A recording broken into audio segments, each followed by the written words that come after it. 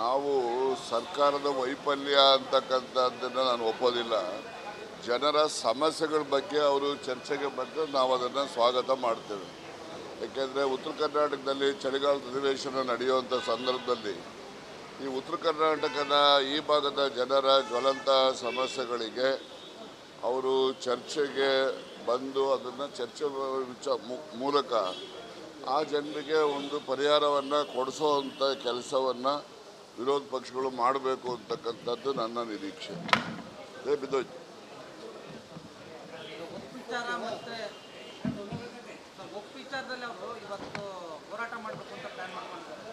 ನೋಡಿ, ವಿರೋಧ ಪಕ್ಷದವ್ರಿಗೆ ಇನ್ನೇನಪ್ಪ ಕೆಲಸ? ವಿರೋಧ ಪಕ್ಷದವರು ವಿರೋಧ ಪಕ್ಷದಲ್ಲಿ ಕೆಲಸ ಮಾಡೋವಾಗ ಏನು ಸರ್ಕಾರ ಹೊಗಳ್ಬೇಕು ಅವರು ಅಂತ ನಾವು ನಿರೀಕ್ಷೆ ಮಾಡೋಕ್ಕಾಗ್ತದ? ಅವರು ವಿರೋಧ ಪಕ್ಷದವರು ಜನರ ಭಾವನೆಗಳಿಗೆ ಕೆರಳಿಸುವಂಥದ್ದು, ಹಿಂದುತ್ವದ ಬಗ್ಗೆ ಅವರು ಹೋರಾಟ ಮಾಡ್ತಕ್ಕಂಥದ್ದು ಇವೆಲ್ಲ ಸಮಾಜಕ್ಕೆ ಒಳಿತಲ್ಲ. ಹಾಸನ ಸಮಾವೇಶದ ಬಳಿಕ ಜೆಡಿಎಸ್ನವರು ಮಂಡ್ಯದಲ್ಲಿ ಸಮಾವೇಶ ಮಾಡಕ್ಕೆ ಹೊರಟಿದ್ರು. ಆದರೆ ಅವರು ಸಮ್ಮೇಳನದ ನೆಪದಲ್ಲಿ ಮುಂದೂಡಿದ್ದೀವಿ ಅಂತ ಹೇಳ್ತಾರೆ.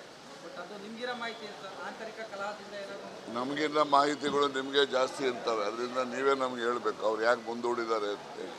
ನೋಡಿ, ಯಾವಾಗಲೂ ಕೂಡ ದ್ವೇಷದ ರಾಜಕಾರಣ ಮಾಡಬಾರ್ದು ಅಂತಕ್ಕಂಥದ್ದನ್ನು ಅರ್ಥಕೋಬೇಕು ಎಲ್ಲರೂ ಕೂಡ. ನಾವು ಹಾಸನದಲ್ಲಿ ಸಮಾವೇಶ ಮಾಡಿದಂಥದ್ದು ಸುಮಾರು ಕಳೆದ 3 ತಿಂಗಳಿಂದನೂ ಕೂಡ ಅಲ್ಲಿ ಒಂದು ಸಮಾವೇಶ ಮಾಡಬೇಕು ಅಂತಕ್ಕಂಥ ಒಂದು ಚಿಂತನೆ ಇತ್ತು. ಆ ಹಿನ್ನೆಲೆಯಲ್ಲಿ ಮಾಡಿರ್ತಕ್ಕಂಥದ್ದು. ಇವರು ಇಲ್ಲಿ ಸಮಾವೇಶ ಮಾಡಿದ ಮಂಡ್ಯದಲ್ಲಿ ಮಾಡೋದಕ್ಕೆ ನಮ್ಮದೇನೇನೋ ಅಡ್ಡಿ ಇಲ್ಲ. ಯಾಕೆಂದರೆ ನಾನು ಮತ್ತೊಮ್ಮೆ ಹೇಳ್ತಕ್ಕಂಥದ್ದು, ವಿರೋಧ ಪಕ್ಷಗಳು ಜನರ ಸಮಸ್ಯೆಗಳ ಪರಿಹಾರಕ್ಕೆ ಪೂರಕವಾದಂತಹ ಮಾತುಗಳನ್ನು ಅವ್ರು ಆಡಬೇಕು ಅಂತೇಳಿ ನಾನು ನಿರೀಕ್ಷೆ ಮಾಡ್ತೀನಿ. ನಾವು ಸರ್ಕಾರದ ವೈಫಲ್ಯ ಅಂತಕ್ಕಂಥದ್ದನ್ನು ನಾನು ಒಪ್ಪೋದಿಲ್ಲ. ಜನರ ಸಮಸ್ಯೆಗಳ ಬಗ್ಗೆ ಅವರು ಚರ್ಚೆಗೆ ಬಂದರೆ ನಾವು ಅದನ್ನು ಸ್ವಾಗತ ಮಾಡ್ತೇವೆ. ಏಕೆಂದರೆ ಉತ್ತರ ಕರ್ನಾಟಕದಲ್ಲಿ ಚಳಿಗಾಲದ ಅಧಿವೇಶನ ನಡೆಯುವಂಥ ಸಂದರ್ಭದಲ್ಲಿ ಈ ಉತ್ತರ ಕರ್ನಾಟಕದ ಈ ಭಾಗದ ಜನರ ಜ್ವಲಂತ ಸಮಸ್ಯೆಗಳಿಗೆ ಅವರು ಚರ್ಚೆಗೆ ಬಂದು ಅದನ್ನು ಚರ್ಚೆ ಮೂಲಕ ಆ ಜನರಿಗೆ ಒಂದು ಪರಿಹಾರವನ್ನು ಕೊಡಿಸೋವಂಥ ಕೆಲಸವನ್ನು ವಿರೋಧ ಪಕ್ಷಗಳು ಮಾಡಬೇಕು ಅಂತಕ್ಕಂಥದ್ದು ನನ್ನ ನಿರೀಕ್ಷೆ. ಬಿದ್ದೋಯ್ತು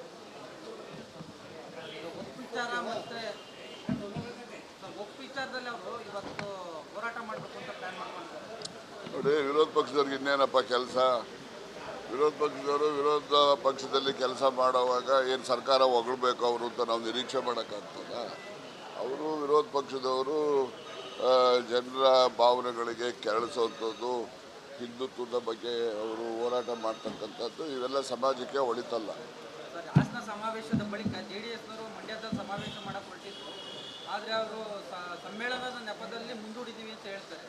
ಬಟ್ ಅದು ನಿಮಗಿರೋ ಮಾಹಿತಿ ಸರ್, ಆಂತರಿಕ ಕಲಹದಿಂದ ಇರೋದು. ನಮಗಿನ್ನ ಮಾಹಿತಿಗಳು ನಿಮಗೆ ಜಾಸ್ತಿ ಇರ್ತವೆ, ಅದರಿಂದ ನೀವೇ ನಮ್ಗೆ ಹೇಳ್ಬೇಕು ಅವ್ರು ಯಾಕೆ ಮುಂದೂಡಿದ್ದಾರೆ ಅಂತೇಳಿ. ನೋಡಿ, ಯಾವಾಗಲೂ ಕೂಡ ದ್ವೇಷದ ರಾಜಕಾರಣ ಮಾಡಬಾರ್ದು ಅಂತಕ್ಕಂಥದ್ದನ್ನು ಅರ್ಥಕೋಬೇಕು ಎಲ್ಲರೂ ಕೂಡ. ನಾವು ಹಾಸನದಲ್ಲಿ ಸಮಾವೇಶ ಮಾಡಿದಂಥದ್ದು ಸುಮಾರು ಕಳೆದ 3 ತಿಂಗಳಿಂದನೂ ಕೂಡ ಅಲ್ಲಿ ಒಂದು ಸಮಾವೇಶ ಮಾಡಬೇಕು ಅಂತಕ್ಕಂಥ ಒಂದು ಚಿಂತನೆ ಇತ್ತು. ಆ ಹಿನ್ನೆಲೆಯಲ್ಲಿ ಮಾಡಿರ್ತಕ್ಕಂಥದ್ದು.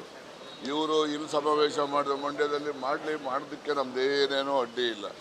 ಯಾಕೆಂದರೆ ನಾನು ಮತ್ತೊಮ್ಮೆ ಹೇಳ್ತಕ್ಕಂಥದ್ದು, ವಿರೋಧ ಪಕ್ಷಗಳು ಜನರ ಸಮಸ್ಯೆಗಳ ಪರಿಹಾರಕ್ಕೆ ಪೂರಕವಾದಂತಹ ಮಾತುಗಳನ್ನು ಅವ್ರು ಆಡಬೇಕು ಅಂತೇಳಿ ನಾನು ನಿರೀಕ್ಷೆ ಮಾಡ್ತೀನಿ. ನಾವು ಸರ್ಕಾರದ ವೈಫಲ್ಯ ಅಂತಕ್ಕಂಥದ್ದನ್ನು ನಾನು ಒಪ್ಪೋದಿಲ್ಲ. ಜನರ ಸಮಸ್ಯೆಗಳ ಬಗ್ಗೆ ಅವರು ಚರ್ಚೆಗೆ ಬಂದರೆ ನಾವು ಅದನ್ನು ಸ್ವಾಗತ ಮಾಡ್ತೇವೆ. ಏಕೆಂದರೆ ಉತ್ತರ ಕರ್ನಾಟಕದಲ್ಲಿ ಚಳಿಗಾಲದ ಅಧಿವೇಶನ ನಡೆಯುವಂಥ ಸಂದರ್ಭದಲ್ಲಿ ಈ ಉತ್ತರ ಕರ್ನಾಟಕದ ಈ ಭಾಗದ ಜನರ ಜ್ವಲಂತ ಸಮಸ್ಯೆಗಳಿಗೆ ಅವರು ಚರ್ಚೆಗೆ ಬಂದು ಅದನ್ನು ಚರ್ಚೆ ಮೂಲಕ ಆ ಜನರಿಗೆ ಒಂದು ಪರಿಹಾರವನ್ನು ಕೊಡಿಸೋವಂಥ ಕೆಲಸವನ್ನು ವಿರೋಧ ಪಕ್ಷಗಳು ಮಾಡಬೇಕು ಅಂತಕ್ಕಂಥದ್ದು ನನ್ನ ನಿರೀಕ್ಷೆ. ಬಿದ್ದೋಯ್ತು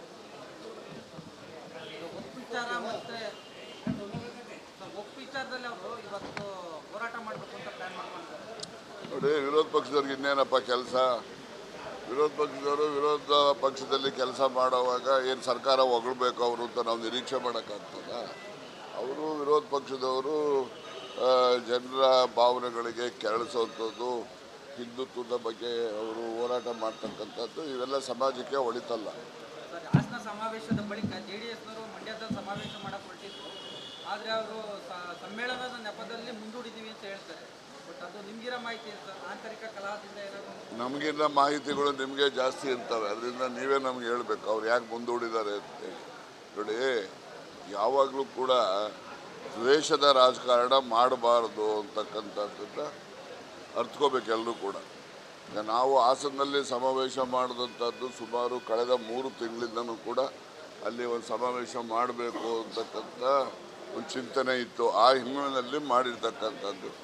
ಇವರು ಇಲ್ಲಿ ಸಮಾವೇಶ ಮಾಡಿದ ಮಂಡ್ಯದಲ್ಲಿ ಮಾಡೋದಕ್ಕೆ ನಮ್ಮದೇನೇನೋ ಅಡ್ಡಿ ಇಲ್ಲ. ಯಾಕೆಂದರೆ ನಾನು ಮತ್ತೊಮ್ಮೆ ಹೇಳ್ತಕ್ಕಂಥದ್ದು, ವಿರೋಧ ಪಕ್ಷಗಳು ಜನರ ಸಮಸ್ಯೆಗಳ ಪರಿಹಾರಕ್ಕೆ ಪೂರಕವಾದಂತಹ ಮಾತುಗಳನ್ನು ಅವ್ರು ಆಡಬೇಕು ಅಂತೇಳಿ ನಾನು ನಿರೀಕ್ಷೆ ಮಾಡ್ತೀನಿ. ನಾವು ಸರ್ಕಾರದ ವೈಫಲ್ಯ ಅಂತಕ್ಕಂಥದ್ದನ್ನು ನಾನು ಒಪ್ಪೋದಿಲ್ಲ.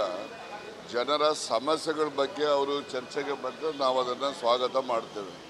ಯಾಕೆಂದರೆ ಉತ್ತರ ಕರ್ನಾಟಕದಲ್ಲಿ ಚಳಿಗಾಲದ ಅಧಿವೇಶನ ನಡೆಯುವಂಥ ಸಂದರ್ಭದಲ್ಲಿ ಈ ಉತ್ತರ ಕರ್ನಾಟಕದ ಈ ಭಾಗದ ಜನರ ಜ್ವಲಂತ ಸಮಸ್ಯೆಗಳಿಗೆ ಅವರು ಚರ್ಚೆಗೆ ಬಂದು ಅದನ್ನು ಚರ್ಚೆ ಮೂಲಕ ಆ ಜನರಿಗೆ ಒಂದು ಪರಿಹಾರವನ್ನು ಕೊಡಿಸೋವಂಥ ಕೆಲಸವನ್ನು ವಿರೋಧ ಪಕ್ಷಗಳು ಮಾಡಬೇಕು ಅಂತಕ್ಕಂಥದ್ದು ನನ್ನ ನಿರೀಕ್ಷೆ. ಬಿದ್ದೋಯ್ತು.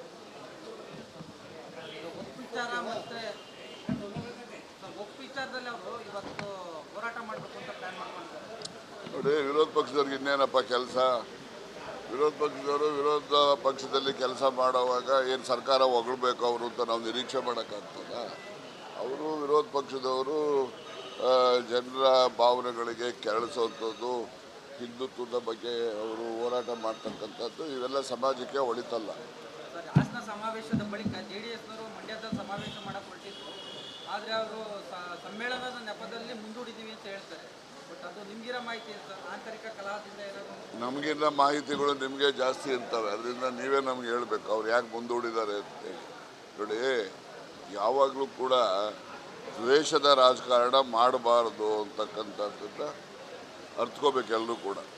ಈಗ ನಾವು ಹಾಸನದಲ್ಲಿ ಸಮಾವೇಶ ಮಾಡಿದಂಥದ್ದು ಸುಮಾರು ಕಳೆದ 3 ತಿಂಗಳಿಂದನೂ ಕೂಡ ಅಲ್ಲಿ ಒಂದು ಸಮಾವೇಶ ಮಾಡಬೇಕು ಅಂತಕ್ಕಂಥ ಒಂದು ಚಿಂತನೆ ಇತ್ತು. ಆ ಹಿನ್ನೆಲೆಯಲ್ಲಿ ಮಾಡಿರ್ತಕ್ಕಂಥದ್ದು.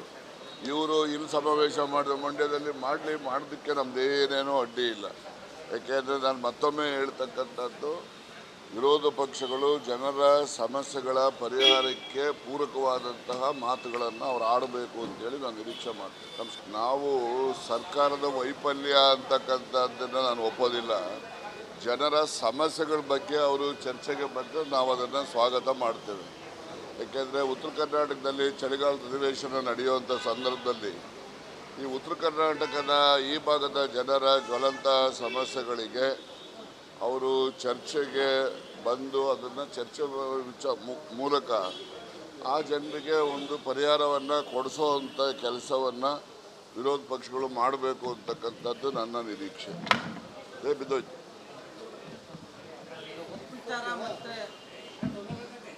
ವಿಚಾರದಲ್ಲಿ ಅವರು ಇವತ್ತು ಹೋರಾಟ ಮಾಡಬೇಕು ಅಂತ ಪ್ಲಾನ್ ಮಾಡ್ಕೊಂಡಿದ್ದಾರೆ. ನೋಡಿ, ವಿರೋಧ ಪಕ್ಷದವ್ರಿಗೆ ಇನ್ನೇನಪ್ಪ ಕೆಲಸ? ವಿರೋಧ ಪಕ್ಷದವರು ವಿರೋಧ ಪಕ್ಷದಲ್ಲಿ ಕೆಲಸ ಮಾಡೋವಾಗ ಏನು ಸರ್ಕಾರ ಹೊಗಳ್ಬೇಕು ಅವರು ಅಂತ ನಾವು ನಿರೀಕ್ಷೆ ಮಾಡೋಕ್ಕಾಗ್ತದ? ಅವರು ವಿರೋಧ ಪಕ್ಷದವರು ಜನರ ಭಾವನೆಗಳಿಗೆ ಕೆರಳಿಸುವಂಥದ್ದು, ಹಿಂದುತ್ವದ ಬಗ್ಗೆ ಅವರು ಹೋರಾಟ ಮಾಡ್ತಕ್ಕಂಥದ್ದು ಇವೆಲ್ಲ ಸಮಾಜಕ್ಕೆ ಒಳಿತಲ್ಲ. ಸರ್, ಹಾಸನ ಸಮಾವೇಶದ ಬಳಿಕ ಜೆಡಿಎಸ್ನವರು ಮಂಡ್ಯದಲ್ಲಿ ಸಮಾವೇಶ ಮಾಡಕ್ಕೆ ಹೊರಟಿದ್ರು. ಆದರೆ ಅವರು ಸಮ್ಮೇಳನದ ನೆಪದಲ್ಲಿ ಮುಂದೂಡಿದ್ದೀವಿ ಅಂತ ಹೇಳ್ತಾರೆ. ಬಟ್ ಅದು ನಿಮ್ಗಿರೋ ಮಾಹಿತಿ ಏನು ಸರ್? ಆಂತರಿಕ ಕಲಹದಿಂದ ಏನಾದ್ರು? ನಮಗಿನ್ನ ಮಾಹಿತಿಗಳು ನಿಮಗೆ ಜಾಸ್ತಿ ಇರ್ತವೆ, ಅದರಿಂದ ನೀವೇ ನಮ್ಗೆ ಹೇಳಬೇಕು ಅವ್ರು ಯಾಕೆ ಮುಂದೂಡಿದ್ದಾರೆ ಅಂತೇಳಿ. ನೋಡಿ, ಯಾವಾಗಲೂ ಕೂಡ ದ್ವೇಷದ ರಾಜಕಾರಣ ಮಾಡಬಾರ್ದು ಅಂತಕ್ಕಂಥದ್ದನ್ನು ಅರ್ಥಕೋಬೇಕು ಎಲ್ಲರೂ ಕೂಡ. ಈಗ ನಾವು ಹಾಸನದಲ್ಲಿ ಸಮಾವೇಶ ಮಾಡಿದಂಥದ್ದು ಸುಮಾರು ಕಳೆದ 3 ತಿಂಗಳಿಂದನೂ ಕೂಡ ಅಲ್ಲಿ ಒಂದು ಸಮಾವೇಶ ಮಾಡಬೇಕು ಅಂತಕ್ಕಂಥ ಒಂದು ಚಿಂತನೆ ಇತ್ತು. ಆ ಹಿನ್ನೆಲೆಯಲ್ಲಿ ಮಾಡಿರ್ತಕ್ಕಂಥದ್ದು.